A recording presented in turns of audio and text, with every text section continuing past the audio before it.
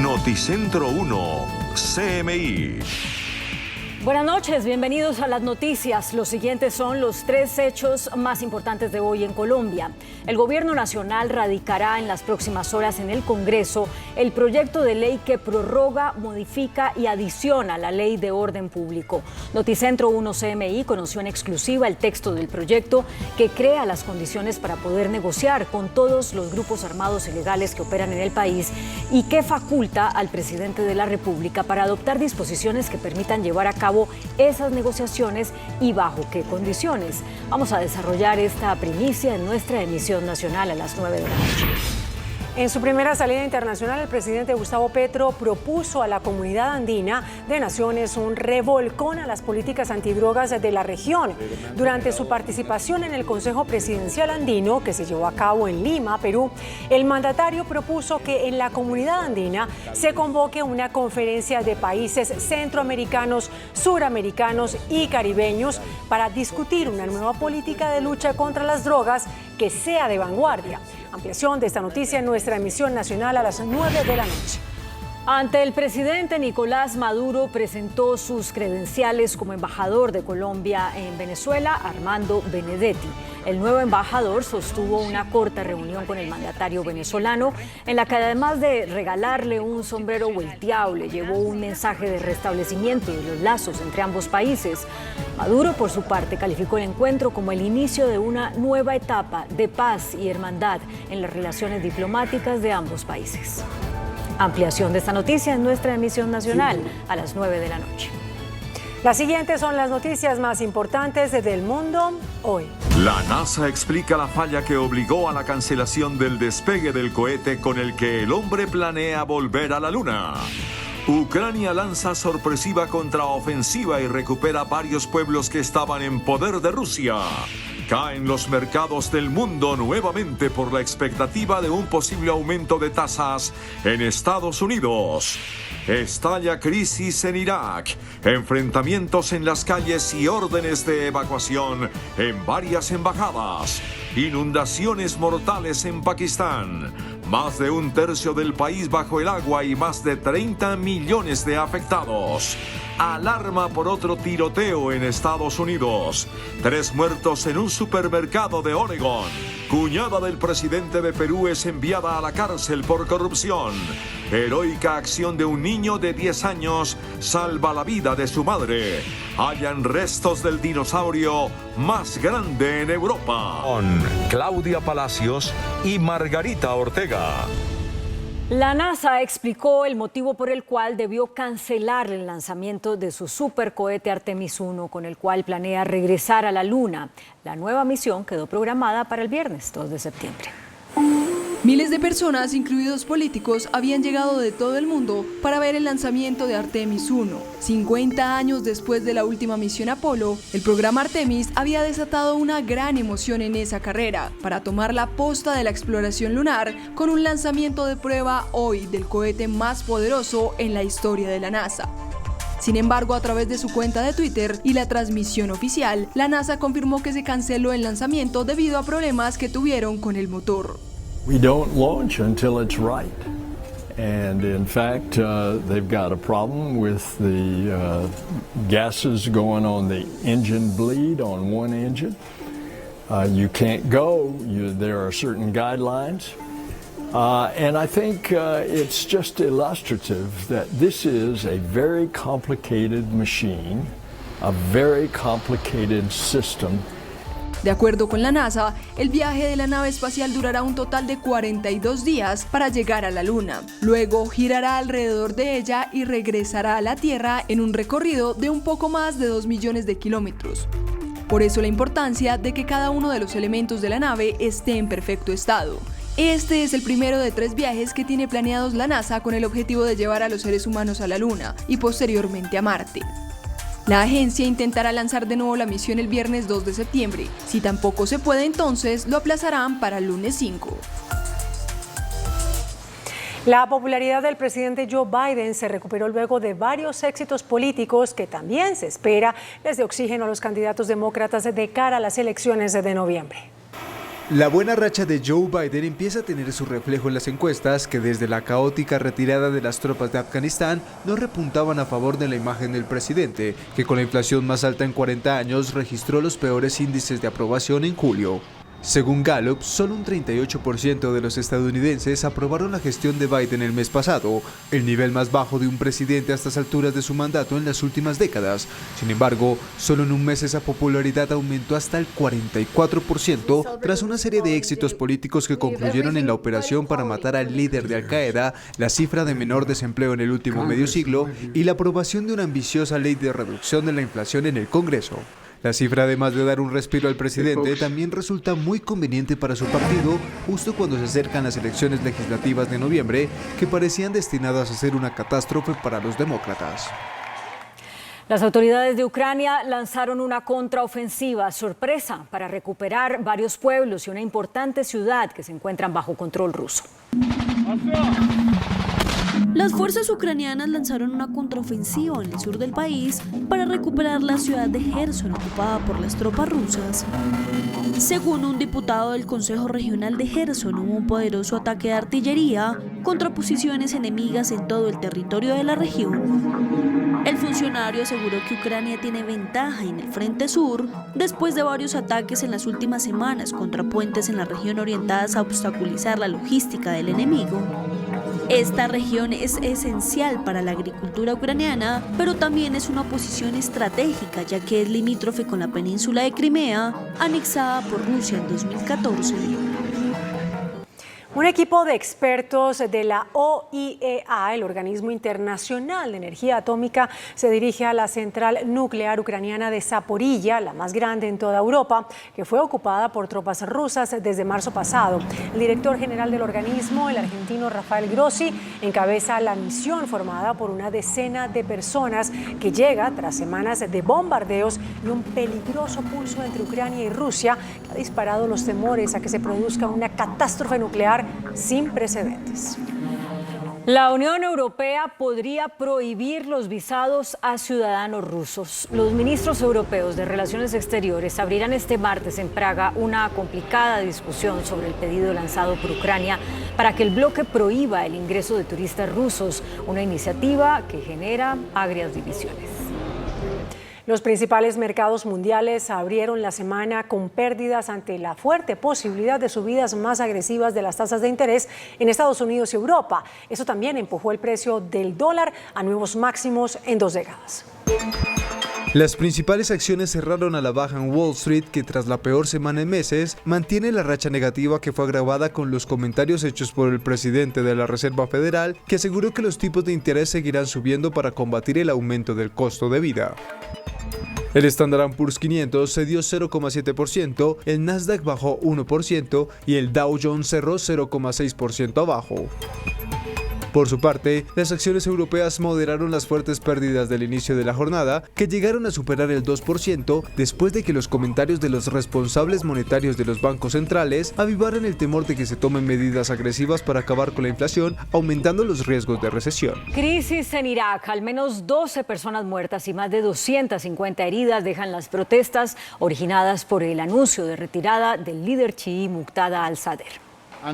El líder chií iraquí Muqtada al-Sadr, una figura clave de la vida pública de Irak, anunció su retirada definitiva de la política en un momento en que el país está sumido en una grave crisis. Tras el anuncio, seguidores de al-Sadr asaltaron el palacio presidencial en la capital, Bagdad, e intentaron cruzar las barreras instaladas en sus accesos. Tomaron la residencia oficial y se pasearon por las distintas zonas e incluso se bañaron en la piscina. Las autoridades confirmaron que al menos una docena de manifestantes han fallecido por disparos y otros 270 han resultado heridos.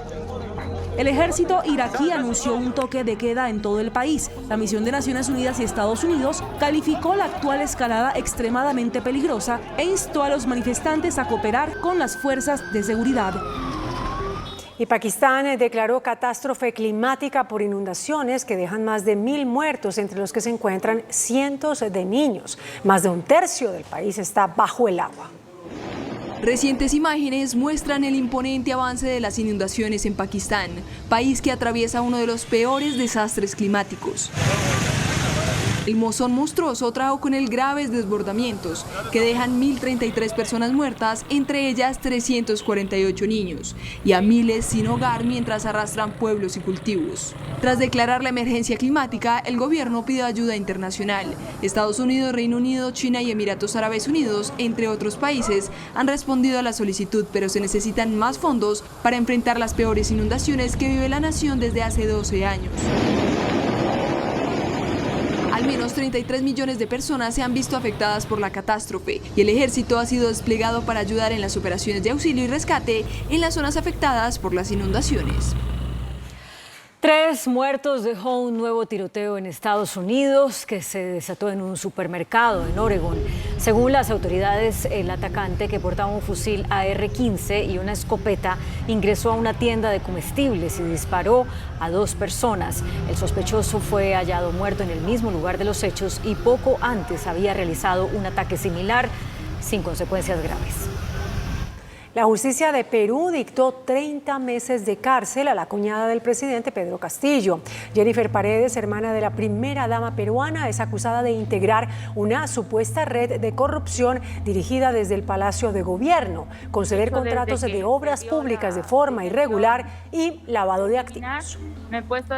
El presidente del Brasil, Jair Bolsonaro, y el exmandatario Luis Ignacio Lula da Silva intercambiaron duras acusaciones durante su primer debate televisado rumbo a las elecciones de octubre, consideradas las más polarizadas en décadas. Millones de electores brasileños fueron testigos del primer mano a mano entre los 2 favoritos en la carrera para las elecciones presidenciales del próximo 2 de octubre, junto a otros 4 candidatos que apenas aglutinan el 8% de la intención de voto.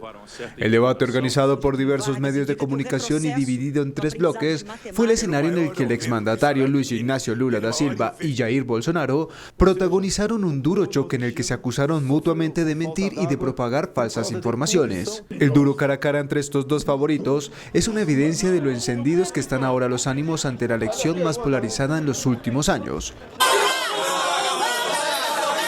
Incluso mientras los presidenciables debatían, el exministro de Bolsonaro, Ricardo Salles, y André Janones, un ex candidato presidencial que se sumó a la campaña de Lula, casi llegan a las manos tras una dura discusión y varios de los presentes tuvieron que separarlos. En video quedó registrado el dramático momento en el que un niño rescató a su madre mientras sufría una convulsión en una piscina. Gavin Kinney, de 10 años, se convirtió en un héroe local en Kingston, en el estado de Oklahoma, en Estados Unidos. Su madre acababa de saltar a la piscina cuando sufrió una convulsión. Fuera de la piscina se encontraba el niño, que no dudó en lanzarse al rescate de su mamá en medio de la escena de terror. Paleontólogos portugueses y españoles encontraron los restos del que podría ser el dinosaurio más grande de Europa. Los investigadores hallaron en el jardín de una casa de Portugal un conjunto de vértebras y costillas que datan del Triásico, hace unos 150 millones de años, y corresponden a un saurópodo de unos 12 metros de alto y 25 de largo, perteneciente a la familia de los brachiosáuridos. Muy buenas noches. El presidente de la ANDI, el doctor Bruce McMaster, hizo hoy su primera presentación en el Congreso de la República, esta vez ante la bancada del Centro Democrático, sobre el verdadero efecto que tendrá sobre las empresas la reforma tributaria que el gobierno del presidente Petro acaba de presentar al Congreso. El próximo miércoles, el doctor Bruce McMaster, quien es nuestro invitado esta noche, hará la misma presentación que ustedes van a escuchar ahora ante las comisiones conjuntas terceras de Cámara y Senado. A ver, doctor Bruce, muchas gracias por aceptar. ¿Cómo es el asunto de la reforma tributaria que usted planteó hoy ante la bancada del Centro Democrático, que según entiendo va a ir también de bancada en bancada, ¿no? Sí, así es. Y de hecho tuvimos otra reunión, digamos, ante otros congresistas el jueves de la semana pasada, pero primero, pues buenas noches, Yamid, gracias por la invitación. Sí, nosotros hemos venido mostrando los efectos completos de la reforma, tratando de entender cuáles son sus efectos macroeconómicos y los efectos en términos de recaudo, los efectos en términos especialmente de inversión y de generación de empleo, que es lo que realmente más nos preocupa hoy en día. Y nos estamos encontrando con una reforma grande, muy grande, es la reforma más grande de la historia de Colombia. 25 billones de pesos nunca se han hecho como reforma en Colombia, pero además con una característica muy especial, y es que contrario a lo que originalmente se había dicho de que no iba a tocar la actividad empresarial en las empresas, está muy concentrada en el sector empresarial. En varios renglones, digamos, aparece, digamos, una cifra muy importante que dice personas jurídicas 5 billones de pesos, luego se habla de sector minero, entendido por eso como uso de los recursos del Estado, entendido por eso petróleo, carbón y oro, y allá hay 7 billones de pesos, vamos sumando, vamos por 12. Luego se habla de otros impuestos y son 2.1, y luego también está el tema de las bebidas azucaradas y eventualmente de los alimentos, que aparece en la reforma en este momento como 2.5. Entonces, pero escúcheme, doctor Ruz, veo que usted cambió en 180 grados su posición. Inicialmente usted comentó pues que había que tributar más y no fue muy fuerte como veo. Claro. No conocíamos el proyecto. El proyecto lo conocimos el 8 de agosto, que fue el día que lo radicaron. ¿Ya cuando hicieron el examen? Claro, el 10 de agosto ya en la asamblea de la ANDI hicimos el examen, hicimos la primera presentación, recordará usted, en donde dijimos, ojo, que tenemos un efecto muy grande en tributación efectiva. Pero al revisarlo ya encontraron que eso es... Que tenemos muchas cosas muy preocupantes. Sí. De hecho, le voy a hablar un cortico sobre los impuestos saludables. Sí, gracias. Los impuestos saludables, siempre habrá la duda de quién lo paga, si lo paga la persona o las empresas. Y si lo pagan las personas, pues ya sabemos los efectos tan grandes que se generarán sobre los hogares, los menos favorecidos en Colombia, los tenderos en Colombia. Si lo pagan las empresas, entonces sumaría a eso que le acabo de denunciar. Si suma lo que le acabo de denunciar, ya estamos hablando entre 14 y 16 billones de pesos que tendrían que ser pagados por las empresas. Eso es más grande que cualquier reforma tributaria que se haya hecho hasta ahora. Solo la porción que pagarían las empresas. Porque recuerde usted que la gran reforma del año pasado fue una reforma en donde las empresas pagaron 11 billones de pesos adicionales. Aquí estamos hablando de entre 14 y 16. Y fíjese que entonces las personas pagarán también... ¿Pero me está hablando del impuesto sobre dividendos? No, le estoy hablando del monto total ¿sobre las empresas? De lo que pagarían las empresas. Entonces estoy diciendo, es muy grande, es lo más grande que se haya presentado en la historia. Entonces comenzamos a desglosarlo y comenzamos a ver varios análisis. Quizá lo primero que uno debería preguntarse, Yamid, es si el tamaño es o no es, si el monto es o no es. Y yo para eso he traído un cuadro que además les voy a compartir ahora para que lo pongamos en la pantalla, en donde estamos mirando cuánto se ha recaudado en impuesto de renta durante los últimos 2 años. Y ustedes pueden ver aquí... ¿2 años? 2 años. En los primeros en el año 2020, 69 billones de pesos. En el año 2021, 77 billones de pesos. Pues resulta que lo que está contenido en el presupuesto que ya presentaron al Congreso, inclusive el gobierno pasado, es que este año habrá un recaudo de 81 billones y el año entrante un recaudo de 122 billones. Palabras más, palabras menos. En 3 años pasaríamos de 69 billones a 122 sin la tributaria. ¿Sin la reforma? Sin la reforma. ¿Por qué hubo una reforma el año pasado? Porque el recaudo está aumentando, porque probablemente hay gente que está pagando que antes no pagaba. Pero eso conduce, Yamid, a que le estemos quitando esa plata de los hogares colombianos y de las empresas colombianas y lo estemos pasando al Estado. La pregunta grande es, bueno, ¿qué tanto somos capaces de sacarle a la economía para pasársela realmente al Estado? Y por eso la gran pregunta primera es si el monto de 25 billones lo puede soportar nuestra economía. Habría que sumarle 25 billones de pesos a esto, lo que significaría que estamos hablando eventualmente de un incremento superior al 100% en 3 años, lo cual pues por supuesto va a ser durísimo para la economía, puede tener consecuencias importantes en términos... Perdóneme ahí. Usted dice que los 25 billones están recargados sobre las empresas. Entonces, de los 25, entre 14 y 16 lo pagan las empresas y el resto lo pagan las personas. Entonces, la pregunta que nos tenemos que hacer desde el punto de vista económico es, ¿No será que estamos eventualmente exprimiendo demasiado a la actividad empresarial, a los emprendedores, a las pymes, a las mipymes, a las empresas grandes y eventualmente podemos estar conduciendo a Colombia a una situación de contracción económica o de recesión? Esa pregunta la tenemos que hacer, porque realmente lo que nosotros percibimos hoy en día es que estamos quizá siendo demasiado ambiciosos con el tamaño de la reforma, entendiendo que ya hoy en día tenemos un incremento importantísimo en el recaudo de renta y que el año entrante va a ser durísimo. Con la reforma del presidente Duque. Es que el año entrante la renta, Yamit, va a aumentar el 50% versus la renta de este año. Este año va a ser sobre las empresas. Sí, en total, sobre empresas y personas. Va a pasar de 81 a 122 y esto está en la exposición de motivos y eso está también en el presupuesto que el gobierno Duque presentó, que tiene que ser seguramente modificado ahora por el gobierno Petro. De manera que ese es el primer tema. Pero perdóneme un momentito. En el Congreso de la ANDI, que usted acaba de presidir, en donde estuvo el ministro Ocampo, su reacción no fue tan fuerte. Sugirió sí que habría que tener cuidado para no desestimular la producción. No, Yamit fue fuerte, amable, como usted sabe, siempre, pero firme y fuerte.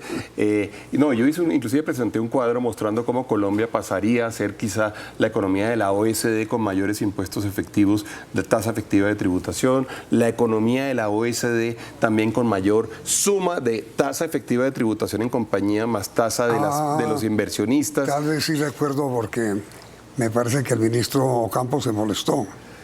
Pues él al principio reaccionó, quizás nos tocó, digamos, mostrarle qué era lo que estábamos haciendo y las cifras y mostrarle exactamente, y al principio reaccionó. Sí. Y sí, digamos que aparentemente sí se chocó un poquito, digamos, cuando vio por primera vez esas cifras en la pantalla.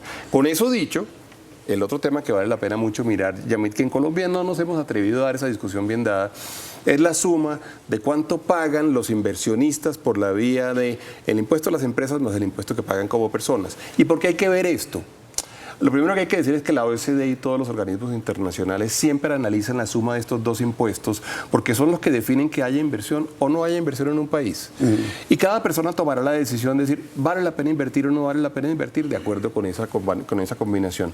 Hoy en día en Colombia, y para eso le traje otro cuadro, que es el cuadro de la OECD, hoy en día Colombia tiene una tasa combinada de 41.5% compañías más inversionistas. Los impuestos en las dos partes. El que más paga es Canadá. Hicimos todo el análisis entendiendo, digamos, lo que está incluido en la reforma de eventualmente incluir los dividendos como parte de la tributación de las personas a tasas altísimas y pasaríamos a hacer la economía con mayor tasa combinada. ¿Dentro de los países de la OCDE? Dentro de todos, pero además muy lejos, digamos, por ejemplo, el que menos tiene es Grecia, que tiene 5%, pero España tiene el 26%, Israel el 33%, y nosotros terminaríamos teniendo el 60.4%. ¿60.4%? Sí. ¿De tributación? De tributación. Eso sería...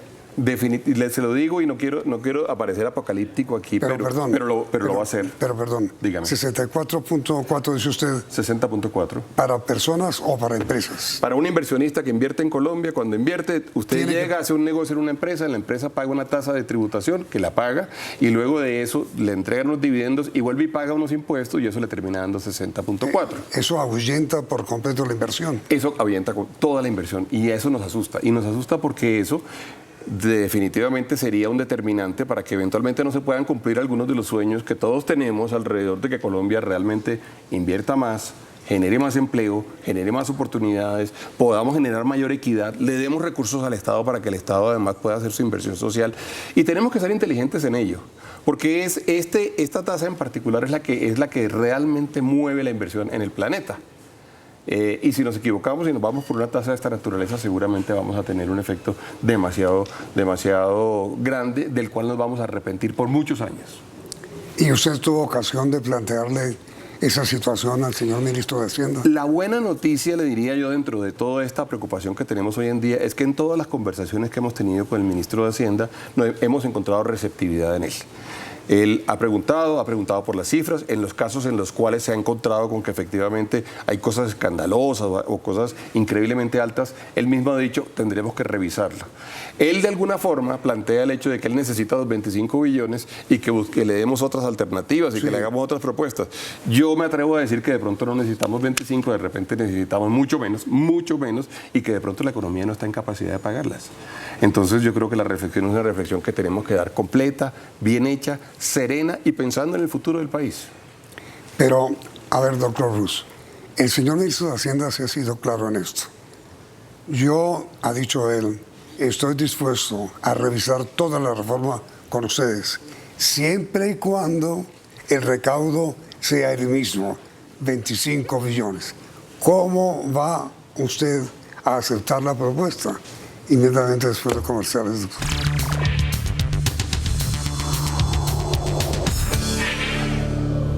¿Con qué propuesta tributaria reemplazaría usted la propuesta del gobierno ante el Congreso sobre los impuestos que propone? Yo entiendo perfectamente la ambición del ministro de Hacienda como ministro de Hacienda de querer tramitar una propuesta de 25 billones de pesos. Habrá quien diga que inclusive es la mitad que la de 50 que originalmente se habló. Pero yo sinceramente creo que la economía no es capaz, Yamit, de aceptar una propuesta. No está para 25 millones. No alcanza. En Colombia las reformas más grandes han sido de 11. Inclusive la última fue de 15, pero de esos 4.6 era un traslado interno del gobierno. Yo sinceramente le digo que a mí me parece muy difícil que nosotros entremos en este momento a hablar de reformas superiores a 10 billones de pesos. Muy difícil. Entonces yo entiendo que el ministro quiera plantear la discusión diciéndonos, le muevo lo que quiera, pero manténgame los 25. Sí. Me parece hábil desde el punto de vista de negociación pública, y más si usted le termina diciendo a la gente que con esto vamos a solucionar los problemas de equidad y de pobreza que ha tenido el país históricamente, que a mí me parece que se solucionan es con un cambio en la política de superación de pobreza que hace algunos meses lo conversamos con usted aquí. Yo diría que eso es mucho más el esfuerzo que tenemos que hacer y me parece hábil de hacerlo de esa forma, pero sinceramente yo le digo que no creo que tengamos espacio para poder pagar más de 10 billones de pesos adicionales al Estado. Es que estamos pagando mucho, es que recuerde la cifra que le acabo de dar de los 122 que vamos a pagar en renta a los colombianos el año entrante. Es que es un incremento del 100% versus 3 años atrás. Entonces ese pedazo de la historia yo creo que es la primera discusión que tenemos que dar. Pero a ver, doctor Bruce, el señor ministro de Hacienda en un gráfico, cuando explicó la reforma, mostró cómo el impuesto de renta que pagan las personas en lugar de haber crecido, bajado. Sí. ¿Cómo es eso? Sí, no, el gráfico que él presenta, que es este, por cierto, porque lo tengo aquí. Exactamente. Es este. Ese gráfico no dice que ha bajado, sino lo que esto básicamente lo que hay es como porcentualmente el 1%, el 2%, el 3%, y llega aquí al 100%, y muestra cómo en el último 1% paga menos impuestos proporcionalmente, inclusive el anterior, pagando en términos absolutos más. Pero resulta que, Yamit, este gráfico que además ha servido, digamos, de motivación para toda la propuesta, es un gráfico al cual le falta una información que yo quiero además traer a colación, y es que no tiene en cuenta que ahí es donde están los inversionistas, las personas que tienen una tienda, las personas que, no una tienda porque ahí no estarían en el 1% más rico, pero que tienen un almacén grande, una ferretería, una finca, o que eventualmente son accionistas de compañías. No, son los grandes empresarios. Exactamente. Cuando usted reconoce el hecho de que la doble tributación es un concepto, además que todo el mundo se analiza, y usted tiene en cuenta cuánto se ha pagado por parte de esa persona en la compañía antes de haber recibido sus utilidades, resulta que ese gráfico cambia significativamente, y es un gráfico en el cual, pues efectivamente, en la medida en que usted tiene más ingresos, pues comienza a crecer la proporción del impuesto de renta que usted paga, como es natural, porque tiene que ser progresivo. Entonces yo hice este ejercicio básicamente que está hecho en 50 grupos cada uno de 2% de la población colombiana que tributa, para mostrar que efectivamente, si bien esto es cierto, le falta información, y es los impuestos pagados a través de las compañías. Pero usted cree, doctor Bruce, que el gráfico que presentó el ministro fue equivocado o... No, yo lo que creo, Yamil, es que ellos en toda la concepción de la reforma no fueron especialmente... cuidadosos. cuidadosos en mirar la combinación del impuesto para los inversionistas, el impuesto compuesto entre las empresas y los tributos, que son los que la OECD miran. Es que no gratuitamente la OECD produce esta tabla. Esta tabla la produce la OECD porque quiere mirar qué tan competitivos están siendo los países en términos de poder ofrecerle alternativas atractivas a los inversionistas. Por eso lo produce todos los años y nos califica y dice que Canadá es muy costoso, pero ojo, por ejemplo, Canadá, que paga el 53% en la combinada, es un país que en la tarifa de renta paga el 10% para las compañías, Yamil. Las compañías pagan muy poca renta. Esto tiene una virtud que a mí me gusta muchísimo, que yo aplaudo, y es que genera gran actividad económica, es muy atractivo para la inversión, genera empleo, y luego después de eso le dice a la gente, venga y me paga un poco más de impuestos. Y termina teniendo una tasa altísima del 53.5%. Le quiero decir una cosa, Yamit, que no traje del cálculo aquí, pero tenemos cálculos que además fueron hechos, por ejemplo, por Santiago Pardo, usted sabe, reconocido, creo que usted lo ha tenido aquí, tributarista, que muestran que las personas, los inversionistas, pudieran terminar pagando un impuesto de más del 100% de la utilidad que tuvieron en un año, si tenemos en cuenta además otros impuestos que están planteados en la reforma, como son el impuesto al patrimonio o el hecho de que el ICA no es descontable sino deducible, todos los cambios grandes, y terminaría uno pagando un impuesto superior al 100%.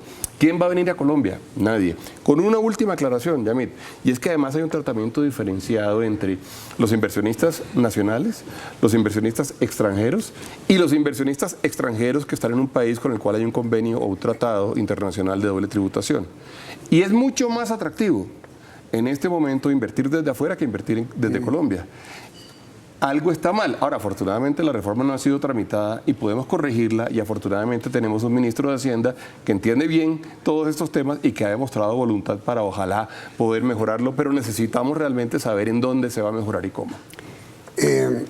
Usted decía recién, presentada la reforma tributaria, que notaba cierta ausencia de lo que el gobierno prometió inicialmente, que era la eliminación de exenciones. Evidentemente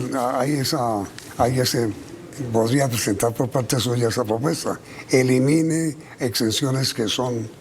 No, el gobierno sí hizo eso y eliminó bastantes exenciones. En la propuesta que él tiene, elimina bastantes exenciones. Pero no como se esperaba. Lo que pasa, Yami, lo que pasa es decir que es que la mayoría de las exenciones en Colombia, que pueden ser 80 billones de pesos por año, la mayoría están en IVA, en impuesto IVA, en el IVA que pagan los consumidores.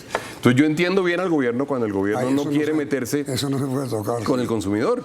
De alguna forma, acordémonos pues de lo que pasó el año pasado con la reforma anterior.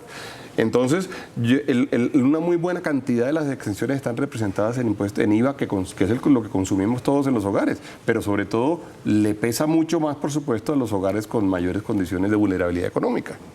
Y el asunto ahí, doctor McMaster, el asunto es que me recuerda a usted que en la reforma también se incluyó las bebidas azucaradas y las comidas procesadas, ultra procesadas, que eso es de lo que viven las tiendas. Así es.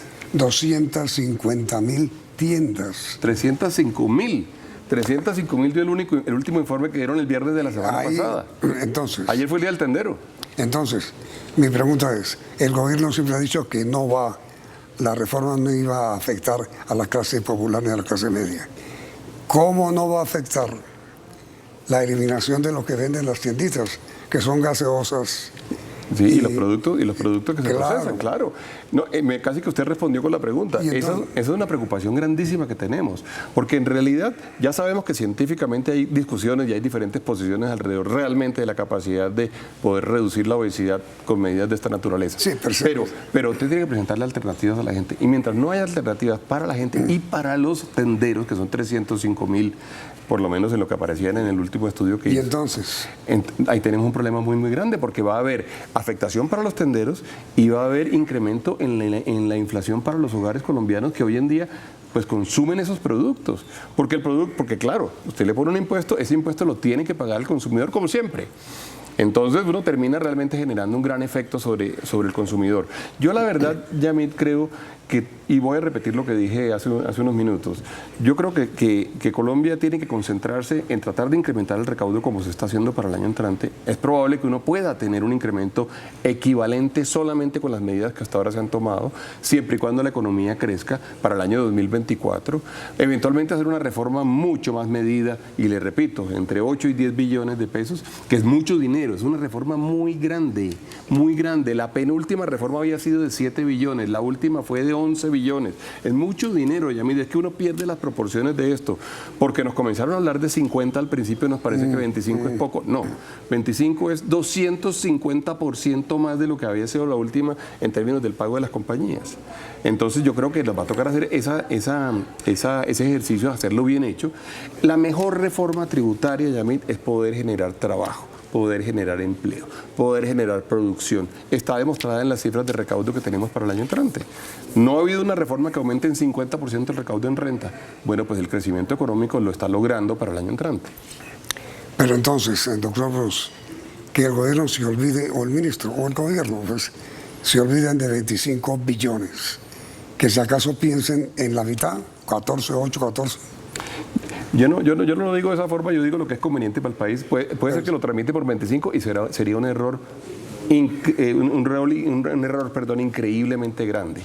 Estaríamos generando probablemente efectos grandes sobre el empleo y efectos grandes sobre la inversión en Colombia. Yo pensaría que a Colombia le va mucho mejor si nosotros nos concentramos en hacer algo bien pensado, muy técnico, de alrededor de entre 8 y 10 billones de pesos. ¿Entre 8 y 10? 8 y 10 billones de pesos. Ya mire, es que cuando uno ve los otros países y uno ve las tasas que tienen, la tabla que le he mostrado varias veces, ese no es un dato fortuito, es el dato, primero, que ha conducido a que los países tengan los resultados que tienen hoy en día, que son buenos en términos de crecimiento, en términos de empleo, en términos de desarrollo. Segundo, es el estudio de muchas cosas. En Colombia, en realidad, desestimamos la importancia que tiene lo tributario hasta el punto de que hacemos una reforma cada año. Nosotros como que no somos conscientes de cuál es el efecto económico de una reforma tributaria y cada uno va incluyendo pues su versión de la reforma tributaria. Eso no es culpa de este gobierno, ni del anterior ni del anterior. Todo el mundo lo hace. Pero en eso valdría la pena que nos pusiéramos mucho más serios en tratar de hacer algo estructural, bien hecho, serio, que nos conduzca al desarrollo. El ministro de Hacienda insistió en que la reforma solo afectaría al 2% de la población. Según su posición, eso no es cierto. Según esto, no es cierto, va a afectar a toda la economía, eventualmente nos afectaría en términos de crecimiento, en términos de empleo y nos afectaría también, por supuesto, en términos de que todo el empresariado, que además usted sabe son miles y miles de compañías, tendrían efectos gigantes. Luego además aparece algunas cosas como lo de los alimentos o las bebidas que afectarían a todo el mundo. ¿Esta posición suya la comparten todos los gremios de producción?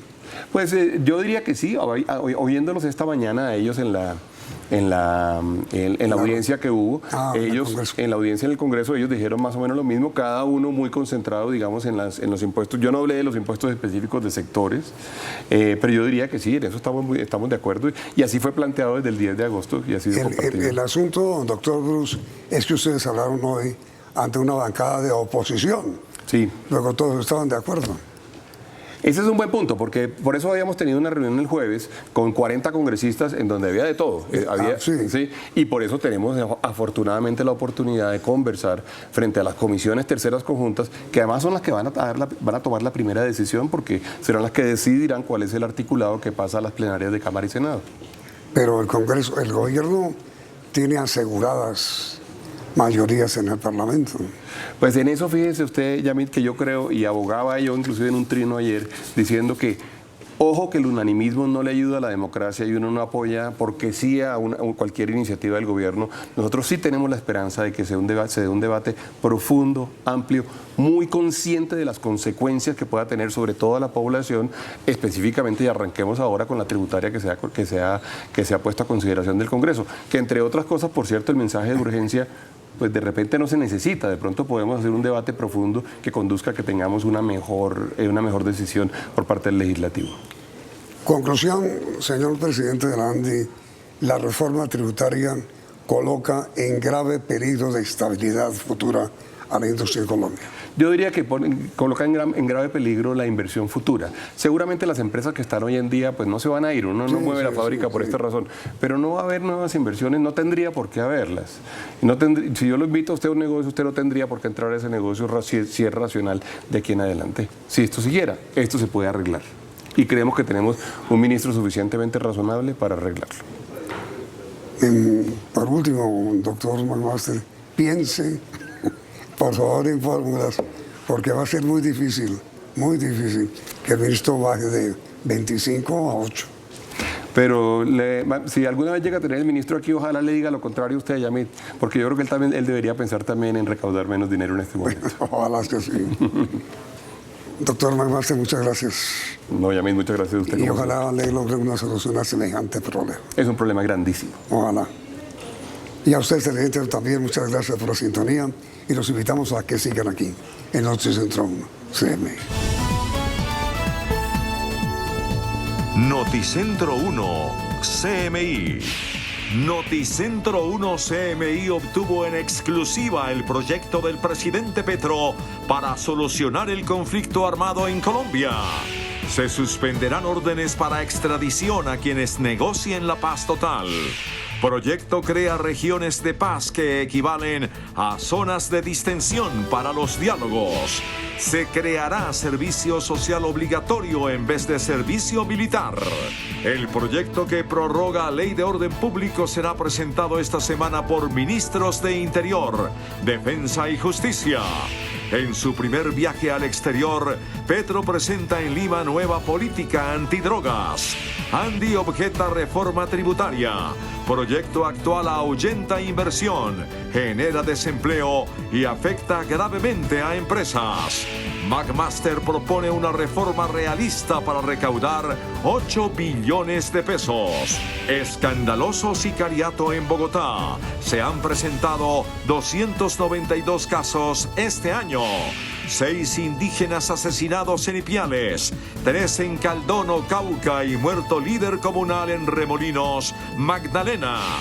Brutal tragedia en Neiva. Sicarios asesinan niño de 3 años al no encontrar a su padre. 63.000 damnificados por grave inundación en La Mojana. Ministra de Salud denuncia grave crisis en el sistema.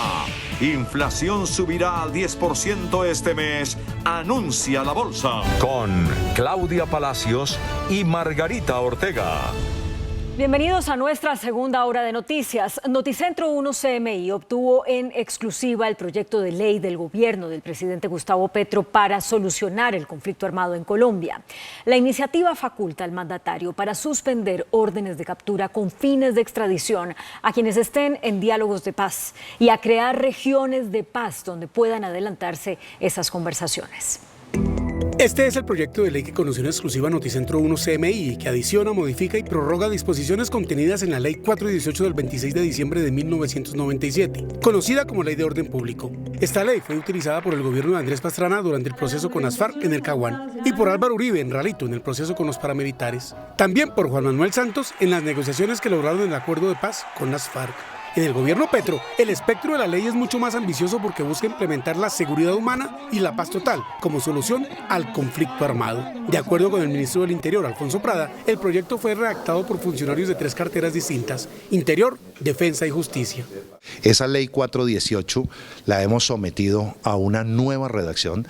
No solamente se va a hacer como se hizo en años anteriores, prorrogar el término de las facultades que tiene el presidente, el gobierno, establecidas en la ley, sino que vamos a hacer casi que una nueva ley con toda una política de paz. Ahí le voy contando. Esa ley está lista, la debemos firmar el ministro de Defensa, el ministro de Justicia y yo por parte del gobierno, y nos va a acompañar buena parte de las bancadas de la coalición de gobierno.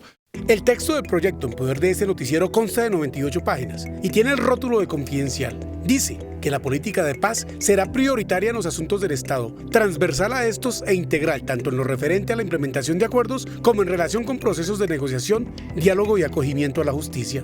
El proyecto establece un gabinete de paz, del cual hará parte todo el gabinete ministerial y que sesionará una vez cada 2 meses para tratar asuntos exclusivos de paz y exponer lo que cada cartera ha hecho para lograr la paz total. Lo que se trate del gabinete de paz tendrá carácter de reservado. La iniciativa de ley faculta también al presidente de la República para que cree regiones de paz. El presidente de la República podrá constituir regiones de paz en las que se adelanten, con su autorización, diálogos de paz. También faculta al jefe de Estado a nombrar comisionados de paz regionales, para que bajo la dirección del Alto Comisionado para la Paz adelanten conversaciones y procesos de diálogo en un determinado territorio. En esta prórroga y modificación de algunos apartes de la Ley de Orden Público, el gobierno Petro busca autorización para lograr acuerdos parciales con los grupos armados con los que esté negociando. Acuerdos parciales que deben ser cumplidos de buena fe. Y dos temas que seguramente generarán un gran debate público están, primero, el que le permite al gobierno la suspensión de órdenes de captura, incluidas las órdenes de captura con fines de extradición, que es un agregado a la Ley 418 del texto que presentará esta semana ante el Congreso, el Gobierno Nacional y la bancada del Pacto Histórico. El otro tema controversial, por el papel de la fuerza pública en medio del conflicto que vive Colombia, es el que crea un servicio social para la paz, como alternativa al servicio militar obligatorio. Dentro de esas alternativas hay 10 posibilidades. Servicio social para el trabajo con víctimas del conflicto. Servicio social para el tratamiento y resolución de conflictos. Servicio social para la protección de la riqueza cultural del país. Servicio social para la pedagogía de la paz. Servicio social para la refrendación y el cumplimiento de los acuerdos de paz. Servicio social para promover la política pública de paz. Servicio social para la implementación de los programas de desarrollo con enfoque territorial. Servicio social para la promoción y garantía de los derechos humanos. Servicio social para la protección de la biodiversidad. Servicio social para la garantía del derecho a la salud, entre otros. Este es el documento de 98 páginas mediante el cual el gobierno de Gustavo Petro prorrogará la Ley de Orden Público y la adicionará. Faculta, entre otras, al jefe de Estado para que pueda nombrar alcaldes y dialoguen regionalmente en sus territorios. Además, crea un fondo para la paz que será manejado por el comisionado de paz, Danilo Rueda. Allí, todas las entidades tendrán que invertir dinero para lograr la consolidación de la paz. Gerardo Aristizábal, Noticentro 1, CMI. En su primer viaje al exterior, el presidente Gustavo Petro expuso su propuesta de un cambio en la lucha contra las drogas y pidió en Perú, durante el Consejo Presidencial Andino, que se realice una conferencia de los países de América Latina, el Caribe para debatir el tema. En Perú, el presidente Gustavo Petro fue recibido con honores militares. Allí tuvo una reunión bilateral con el mandatario peruano, Pedro Castillo. Luego intervino en el Consejo Presidencial Andino, cuando Ecuador le entregaba la presidencia pro tempore de este organismo a Perú precisamente. Insistió en ese escenario el presidente Gustavo Petro de que la lucha antidrogas ha sido un fracaso. Por ello debe haber unión de este lado del continente para hacer una propuesta al mundo entero. Yo creo que esta realidad amerita que de la comunidad andina convoquemos una conferencia de países centroamericanos, suramericanos, caribeños, para discutir la política de drogas, evaluarla, sopesarla con los números, ver objetivamente si conduce a algún puerto o si al contrario nos está hundiendo en el fondo de un abismo violento, sanguinolento, antidemocrático. El mandatario también pidió ampliar el número de socios y países afiliados a la comunidad andina. Creo que debemos ser más poderosos, juntar más voces. Creo que las solicitudes de Chile y Venezuela deben ser tenidas en cuenta.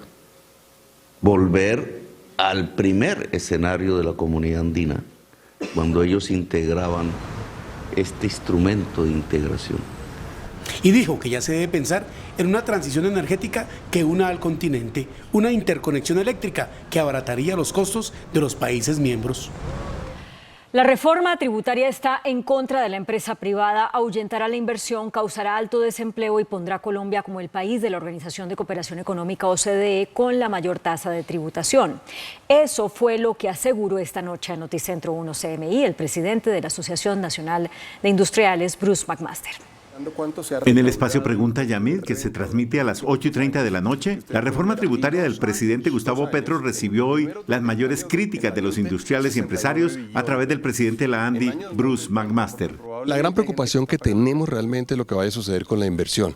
La reforma es muy fuerte en términos de recaudo proveniente de las compañías, pero es más fuerte aún, digamos, que en términos de recaudo proveniente de los inversionistas.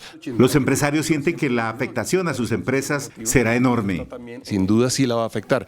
Luego, adicionalmente, también de los 25 billones de pesos, hay una cifra que se mueve entre 12 y 16 billones de pesos, que sería el pago que harían las compañías.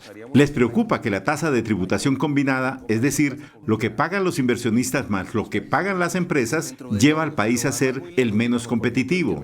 Terminaríamos con una tasa superior al 61%. Sería la tasa más alta de toda la OECD, seguida solamente por Canadá con el 53%, pero ojo, porque Canadá paga un impuesto de renta de solo el 10%. Le pide al ministro que piense en un escenario realista para su reforma tributaria. En realidad, uno nunca quiere que haya una reforma tributaria, pero si efectivamente va a haber mayor inversión y sabemos en qué va a estar la inversión, probablemente pudiéramos estar hablando de una reforma de alrededor de 8 billones de pesos. Para Bruce McMaster, los empresarios no saben todavía si la reforma se necesita. La reforma no sabemos si se necesita porque no nos han dicho en qué se va a gastar, pero supongamos que se necesita.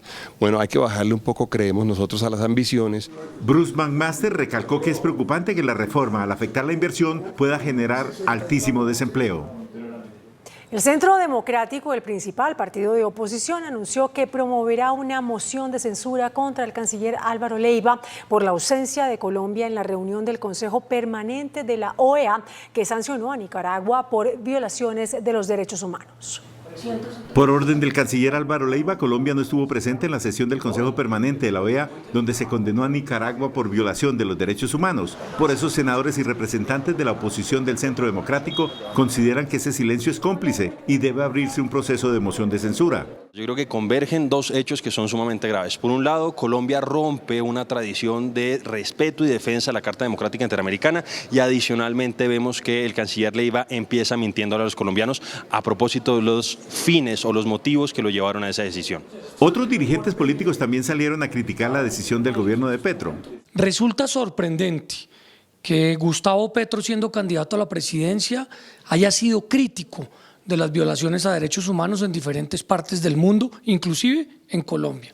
Y ahora, siendo presidente, haya pasado literalmente de agache. So pretexto de lograr integridad territorial o soberanía territorial en toda esta disputa que tenemos con Nicaragua, no podemos obviar violaciones a derechos humanos. El presidente del Congreso declaró que está bien que se mantenga un nivel de relaciones diplomáticas con Nicaragua, pero que no se puede olvidar que Daniel Ortega es un dictador. El comandante de la Policía Metropolitana de Bogotá, general Carlos Triana, reveló que este año en la capital ha habido 292 hechos de sicariato. El sicariato es uno de los delitos de alto impacto que más tiene afectada a Bogotá. Noticentro 1 CMI conoció un informe de la Policía Metropolitana de la capital. 39 de las 292 víctimas de sicariato son ciudadanos venezolanos. Pero se han presentado 292 casos. El homicidio, por supuesto, el hurto, pero más el microtráfico sectorizado en algunos sitios específicos donde llegan otras personas a hacer lo mismo. En consecuencia, se generan esas disputas por espacios de venta de estupefacientes. En algunas localidades se concentra la problemática. Empezando por Ciudad Bolívar, Kennedy, Bosa, Mártires, sitios que han generado y donde se han presentado estos hechos tan lamentables. Bogotá es la segunda ciudad principal del país con más casos de sicariato. La primera es Cali, que reporta este año 428. En tercer lugar está Barranquilla con 158 y por último Medellín con 107. En zona fronteriza con Ecuador fueron asesinadas 6 personas de las comunidades indígenas Agua y Nasa. En el departamento de Nariño, en zona rural del municipio de Ipiales, se reporta la muerte de al menos 6 indígenas en hechos que son materia de investigación. Inmediatamente se ha desplegado las situaciones de investigación, pero aquí en esta oportunidad que nos brinda el Parlamento del Pacífico le hemos pedido al presidente del Senado de la República y a toda la clase parlamentaria del Pacífico para que en el departamento de Nariño se coordine rápidamente un puesto de mando unificado. Además, en zona rural de Cumbal fueron encontrados los cuerpos cuerpos de Adriana del Rocío Tarapuez, quien en el 2021 se desempeñó como inspectora en el corregimiento de Panam, su esposo Stalin Emilson Calpa Tapué y Diego Armando España, quienes eran integrantes de los resguardos de Panam y Chiles. Esto requirió convocar a un consejo de seguridad de manera semipresencial para conocer estas situaciones más a fondo. Autoridades indígenas del Cauca rechazaron el asesinato de 3 jóvenes en el municipio de Caldono, al parecer a manos del ELN. 2 primos de 17 y 24 años que descansaban en una vivienda del resguardo indígena de San Lorenzo, municipio de Caldono, fueron asesinados por personas que horas antes también habían disparado contra otro comunero de 18 años, miembro del mismo círculo familiar. Otro líder social fue asesinado, esta vez en el departamento del Magdalena. El hecho se presentó en el municipio de Remolino. La víctima, identificada como Neiber Pertús, era líder comunitario y se destacaba en la región por encabezar proyectos de mejoramiento vial y de apoyo al sector salud. El Instituto de Estudios para el Desarrollo y la Paz, INDEPAZ, reveló que este año ha habido 11 masacres. Para INDEPAZ, las recientes cifras de la violencia muestran una situación crítica que necesita una respuesta fuerte, no solo del gobierno, sino del Estado y la ciudadanía. Hay 2 estrategias fundamentales que han sido ya definidas. Una es el Pacto por la Vida, para sacar las armas de la política y de la vida social que comprometa a todo el mundo. Y lo segundo, una gran movilización nacional, tan grandes como las del año 2021, y mayores que las del mandato ciudadano, es decir, en contra de la violencia, por el cese multilateral y los ceses unilaterales simultáneos. De acuerdo con INDEPAZ, en lo ocurrido del gobierno de Gustavo Petro van 11 masacres y 36 víctimas. En Neiva, en medio de un acto de sicariato, perdió la vida un menor de tan solo 3 años. Un niño de 3 años murió tras recibir un disparo en el pecho en el barrio Manzanares de Neiva. En momentos en los cuales 2 hombres, producto de una riña y rencillas personales con uno de los residentes de este inmueble y haciendo uso de un arma de fuego de manera irresponsable y temeraria, cegan la vida del menor. Los delincuentes, que fueron identificados por la policía, se entregaron en la mañana de este lunes en las instalaciones de la Fiscalía y quedaron a la espera de que las autoridades les definan su situación ante la justicia. En la región de La Mojana, 11 poblaciones de 4 departamentos están seriamente afectadas por las lluvias. Luego de un año de haberse desbordado el río Cauca, inundando a 11 municipios de los departamentos de Sucre, Bolívar, Antioquia y Córdoba, la situación para esta región es cada vez peor. Ya son más de 63.000 damnificados y 21.000 hectáreas de cultivo afectadas.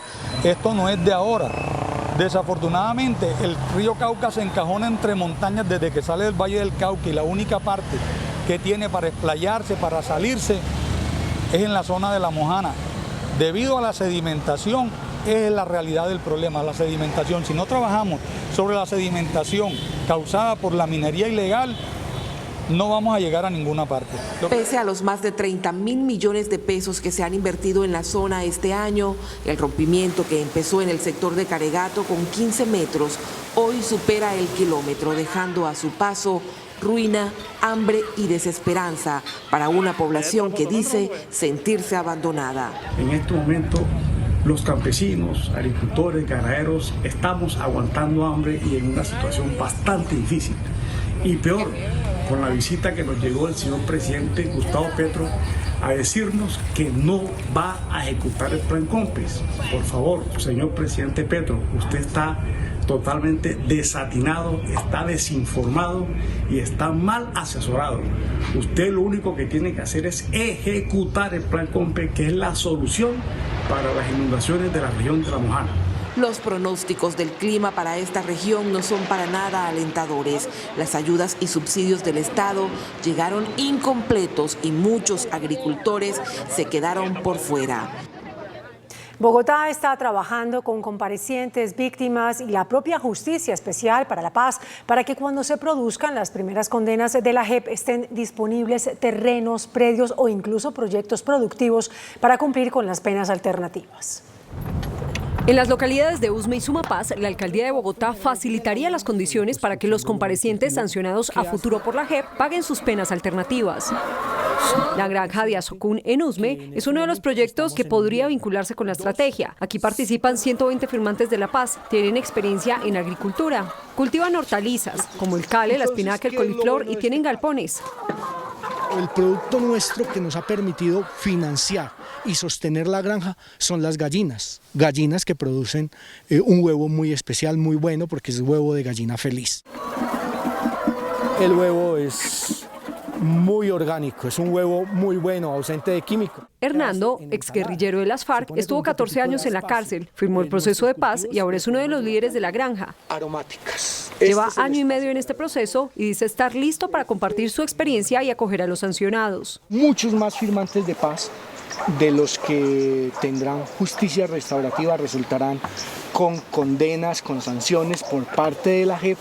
Muchos de ellos podrán venir a pagar acá su pena sancionatoria. Bogotá en pocos días lanzará los TOAR, que significa trabajos, obras y actividades que realizarán los comparecientes para restaurar o reparar el daño causado.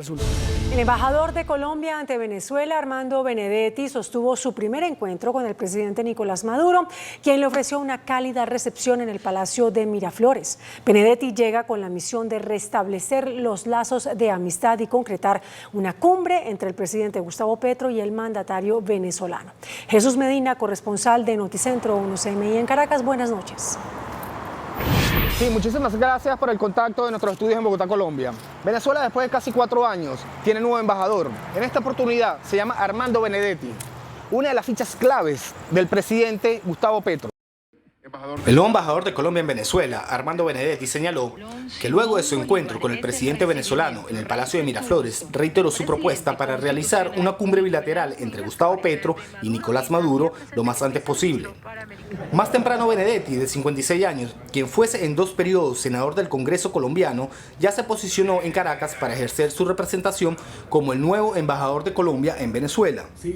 El diplomático fue recibido por el vicecanciller venezolano Rander Peña Ramírez, luego de que se habían roto las relaciones diplomáticas y bilaterales entre los gobiernos de Nicolás Maduro Moros y el del expresidente Iván Duque en febrero del año 2019. Benedetti trae consigo la esperanza de la reapertura de los 2.200 kilómetros de frontera colombo-venezolana luego de su cierre hace 7 años. Se tiene previsto que se confirme en las próximas horas la posible cumbre que se pueda dar entre el mandatario venezolano Nicolás Maduro y el nuevo presidente de Colombia, Gustavo Petro, para así completar el restablecimiento diplomático y comercial de las dos naciones hermanas. Bien, esto es todo por esta noche. Seguimos atentos a cualquier desarrollo por la llegada del nuevo embajador de Colombia a Venezuela. Desde Caracas, Venezuela, para Noticentro 1, Jesús Medina Saine, CMI. Muchas gracias, Jesús. Buenas noches. Aida Victoria Merlano, hija de la excongresista Aida Merlano, calificó como una estupidez la fuga de su madre y dijo que desde ese día la Fiscalía emprendió una persecución en su contra. Finalizó el juicio contra Aida Victoria Merlano y el odontólogo Javier Celi por la fuga de la exparlamentaria. La última declaración la entregó la hija de Merlano, quien aseguró bajo juramento que no ayudó a la huida. De ese día, evidentemente, lo único que hubo hacia mí fue una persecución. Terminé no sabiendo más de mi mamá, me quedé sola a cargo de mi hermano. Lo primero que yo le iba a decir era, es un absurdo y es una estupidez, porque tú puedes salir de esto por la vía legal. Merlano dijo que nunca fue informada de la fuga y le pareció un mal plan, dadas las comodidades que tenía su mamá en la cárcel. Mi mamá tenía hasta cosas de hacer ejercicio dentro de la cárcel. Mi mamá tenía un efecto en pared que tienen apartamentos de lujo. Tenía pesas, tenía beneficios, obviamente, dentro de la cárcel. Con el testimonio de Aida Victoria, concluye el juicio y el 8 de septiembre, la Fiscalía y la Procuraduría presentarán sus alegatos finales. La ministra de Salud, Carolina Corcho, afirmó que el modelo de salud en Colombia está en crisis y que los indicadores en las regiones apartadas son vergonzosos. Durante un conversatorio con el salubrista italiano Federico Gelli, la ministra de Salud hizo un preocupante diagnóstico sobre el estado en que encontró el sistema de salud. Lo primero es que hay una crisis, tiene que haber una crisis explícita, clara, que le permita a la sociedad entender que se requiere el cambio. Pero después de eso, para que haya una transformación del sistema de salud, es que tiene que haber una propuesta alternativa. Y de este modo catalogó la ministra los indicadores de salud en las regiones más apartadas.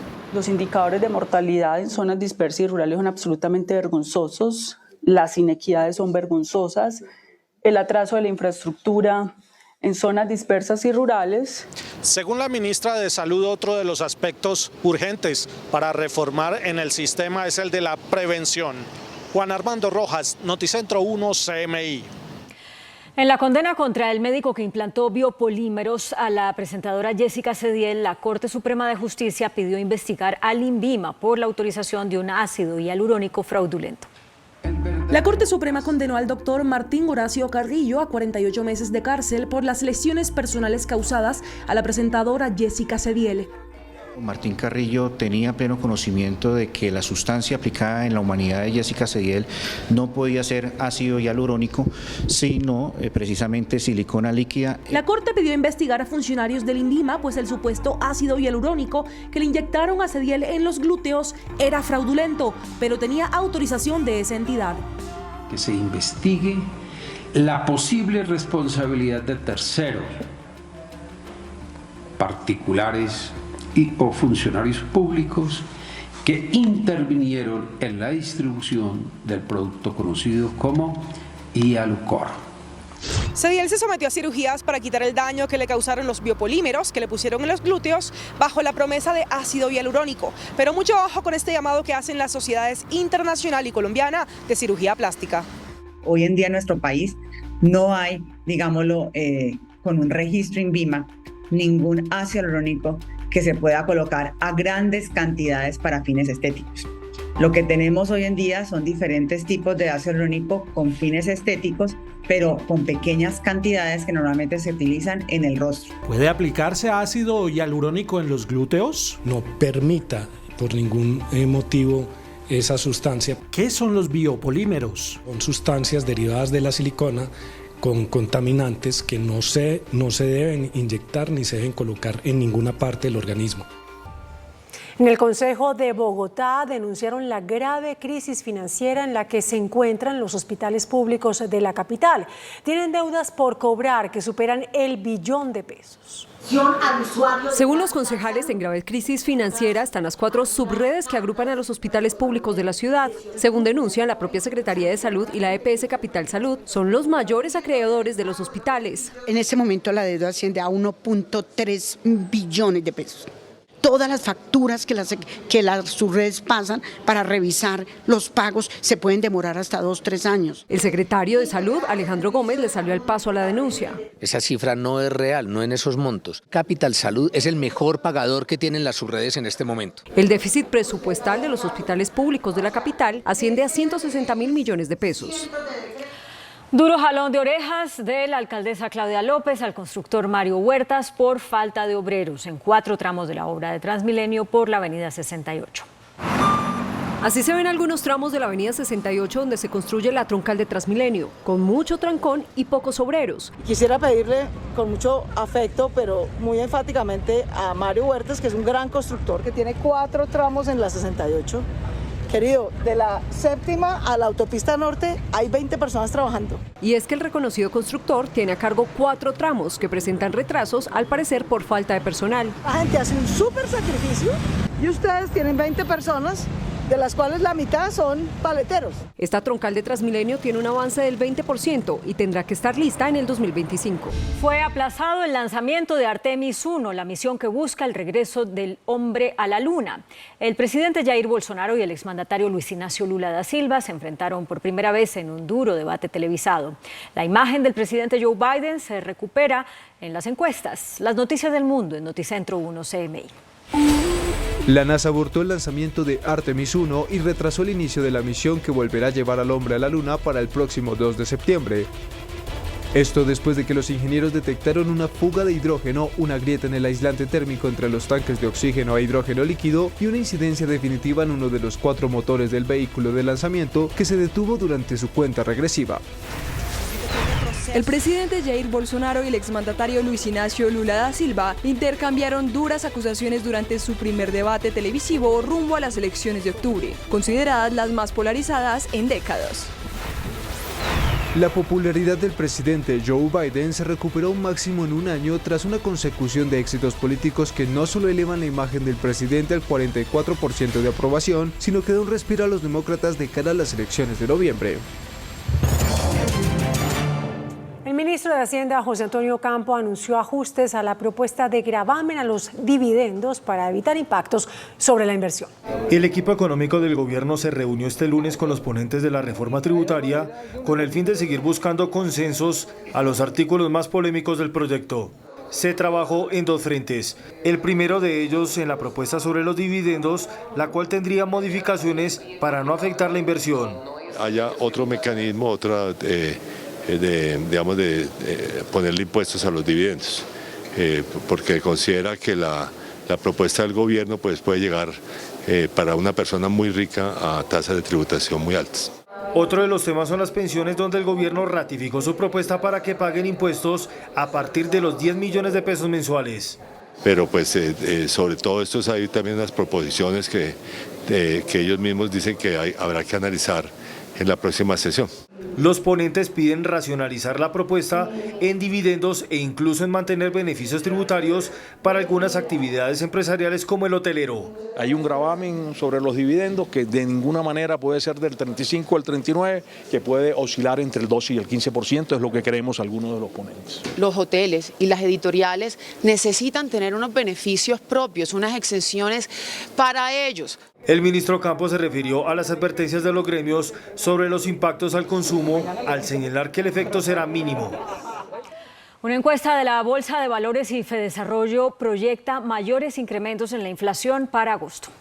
El informe muestra que para el mes de agosto el índice de precios al consumidor mantendrá su tendencia al alza y estará por encima del 0,45% que marcó su variación mensual el año pasado. Con este panorama, en el acumulado del año, la inflación 12 meses se estima en 10,30%, mientras que un mes atrás se ubicaba en 10,21%. El mayor aumento sigue respondiendo a los servicios públicos y algunos productos básicos de la canasta familiar. El sector productivo se ve bastante impactada y por supuesto también los hogares colombianos, porque con menos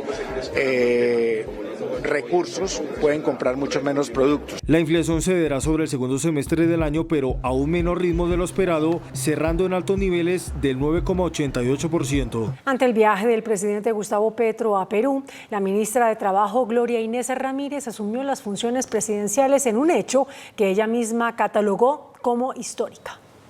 La ministra de Trabajo, Gloria Inés Ramírez, militante del Partido Comunista, líder de izquierda, catalogó como histórica la jornada que hoy vivió, con la responsabilidad de ser ministra delegataria en funciones presidenciales en ausencia del presidente de la República, Gustavo Petro. Es la primera vez que en 200 años tenemos la presidencia de la República, primero de izquierda, y hoy en funciones delegatarias una mujer. Reveló que de 10.000 procesos laborales que adelantan los despachos de trabajo, el año anterior solo se resolvieron 1.400. Por ello, pide la cooperación de las altas cortes. Estamos buscando los aliados estratégicos que nos acompañen, como es el caso de la Corte Suprema de Justicia en su sala laboral. Ya hemos hablado también con la Organización Internacional del Trabajo. La ministra también posesionó hoy al nuevo director del SENA, el ex senador Jorge Londoño. El presidente de Bancoldex, Javier Díaz, anunció la creación de una plataforma para apoyar financieramente a las microempresas. Se trata de la plataforma Neocrédito, que en 5 meses ya registra desembolsos por 1.000 millones de pesos con más de 3.000 microempresarios inscritos. Bancoldex, como un intermediario, ofrece un canal directo entre 14 aliados financieros y quienes buscan oportunidades de crédito. Se tiene entre 10 y 20 millones de pesos con fácil acceso para los negocios. Para que cualquier microempresario del país, formal, informal, persona jurídica, persona natural, se pueda inscribir en la plataforma, solicita crédito. Esa solicitud de crédito viaja a un grupo de aliados financieros y esos aliados financieros compiten por los microempresarios. El objetivo es lograr apoyos financieros por 2 billones de pesos en 5 años y más de 1 millón de microempresarios inscritos. El liberalismo radicó una proposición en la reforma tributaria con la que busca eximir del IVA las ventas de productos nacionales durante 4 fechas del año. La propuesta se denomina 4 días para la gente y serían el 20 de enero en temporada escolar, el 19 de mayo Día de la Madre, el 15 de septiembre Amor y Amistad y el 2 de diciembre temporada navideña. La proposición es del representante liberal William Guerrero y busca que en estas fechas las ventas de productos nacionales estén exentas de IVA. La iniciativa, según conoció Noticentro 1 CMI, iría por buen camino y contaría con el respaldo del gobierno nacional. El índice de capitalización de la bolsa que mide el comportamiento de las 20 principales acciones cerró a la baja. El índice selectivo MSCI Colcap de la Bolsa de Valores de Colombia bajó 0,69% a 1.289 puntos. La acción de Ecopetrol fue la que más subió, con una valorización de 2,23% a 2.472 pesos. La acción inmobiliaria PI fue la que más bajó, con una pérdida de 6,14% a 55.380 pesos. También la acción de Ecopetrol fue la más negociada de la jornada, al movilizar más de 22.251 millones de pesos. El dólar cerró a la baja. Indicadores económicos en Noticentro 1 CMI. La tasa representativa del mercado que regirá para mañana martes será de 4.386 pesos con 13 centavos. Los profesionales del cambio compran la divisa en promedio en 4.100 pesos y la venden en 4.200 pesos. Un euro cuesta 4.367 pesos. La libra de café en Nueva York se cotizó a $2.40. El azúcar se transó en 18,41 centavos de dólar la libra. El barril de petróleo WTI se cotizó en $96.94. La referencia Brent para Colombia se cotizó en $102.95. Una acción de Ecopetrol cuesta 2.472 pesos. Según cifras del DANE, al 2020 Colombia tenía 6.8 millones de adultos mayores y se calcula que para el 2050 esta cifra alcanzará los 14 millones de adultos mayores. Una realidad que pone sobre la mesa la necesidad de implementar acciones oportunas que permitan mejorar su calidad de vida. Por lo tanto, conscientes de mantener activa su participación y resaltar sus aportes en la construcción de un mejor país, el Fondo de Pensiones y Cesantías Porvenir, en alianza con la Universidad del Rosario, ponen en marcha el primer observatorio para el emprendimiento del adulto mayor en Colombia, una iniciativa vanguardista donde personas como Luz Elena Sandoval, una mujer pensionada, participa del programa. Ha sido muy grato para mí nuevamente volver a tomar los libros y los conocimientos que he adquirido acerca de la salud, del bienestar, de una alimentación saludable, de ejercitar mi cuerpo para que esté mejor a esta edad y aprender algunas destrezas para manejar mi mente y para poder hacer cosas favorables que desarrollen mi creatividad. Miguel Largacha Martínez, presidente del Fondo de Pensiones y Cesantías Porvenir, manifestó que vemos en el emprendimiento una oportunidad no solo para promover la inclusión productiva de nuestros adultos mayores, sino también la posibilidad para que continúen teniendo una vida activa y saludable. Ellos son y seguirán siendo gestores de grandes transformaciones sociales, por lo que aplaudimos esta alianza que hoy se materializa con la Universidad de Rosario y que beneficiará a muchos adultos mayores que son parte activa de la sociedad. Este observatorio también servirá de plataforma para realizar investigaciones acerca de las problemáticas socioeconómicas del adulto mayor pensionado y no pensionado.